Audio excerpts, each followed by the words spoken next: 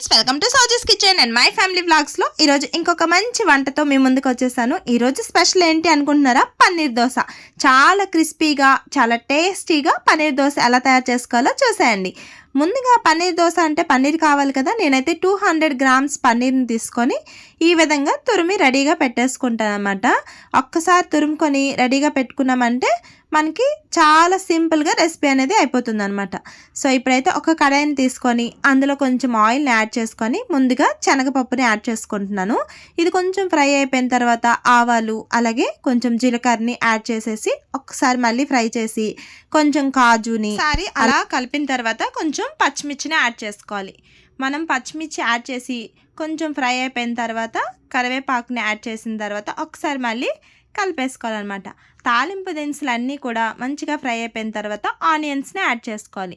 నేనైతే ఒక medium size onion తీసుకొని కట్ చేసి ఈ విధంగా వేసుకున్నాను. అది కూడా మంచిగా ఫ్రై అయిపోయిన తర్వాత 1 టేబుల్ స్పూన్ వరకు అల్లం వెల్లుల్లి పేస్ట్ యాడ్ చేసి ఫ్రై చేసుకోవాలి.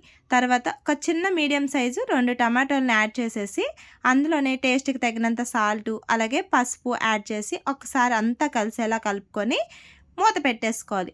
మూత పెట్టి ఒక 5 మినిట్స్ వదిలేసాము అంటే మెత్తగా ఉడికిపోతాయి అన్నమాట. సో ఈ విధంగా స్మాష్ అయిపోతాయి. ఇందులోనే ఇప్పుడు మన దగ్గర గ్రీన్ పీస్ ఉంటే గ్రీన్ పీస్ని యాడ్ చేసుకొని ఇందులోనే జీలకర్ర పొడి, ధనియాల పొడి, గరం మసాలా, కొంచెం కారం యాడ్ చేసుకొని ఒకసారి కలిపేసుకోవాలి. మంచిగా కలిపిన తర్వాత తురిమి పెట్టుకున్న పన్నీర్ని కూడా యాడ్ చేసేసుకొని ఒకసారి అంతా కలిసేలా కలిపేసుకోవాలన్నమాట. పన్నీర్ చక్కగా కలుపుకొని ఒక 2 మినిట్స్ పాటు మూత పెట్టేసాము అంటే చక్కగా పన్నీర్ స్టఫ్ అనేది రెడీ అయిపోతుంది. ఇంకొకసారి మూత ఓపెన్ చేసేసి కొత్తిమీరతోని గార్నిష్ చేసుకొని లాస్ట్ ఫైనల్గా లెమన్తోని టచ్ ఇచ్చామంటే చాలా టేస్టీ అయిన పన్నీర్ స్టఫ్ అయితే రెడీ అయిపోయిందనమాట.